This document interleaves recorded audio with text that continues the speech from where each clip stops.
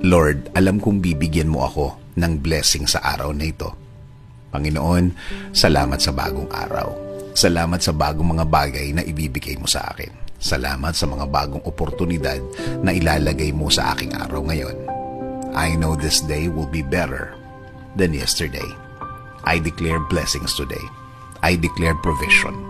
I declare healing today para sa akin at sa aking mahal sa buhay. Alam ko na kapag kayo ang kasama namin, Lord, things will be okay.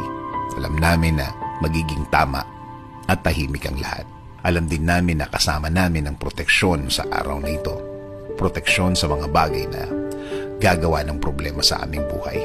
Sa mga taong walang alam gawin, kundi mang-istorbo ng kapwa nila at gumawa ng mga kwentong imbento nila.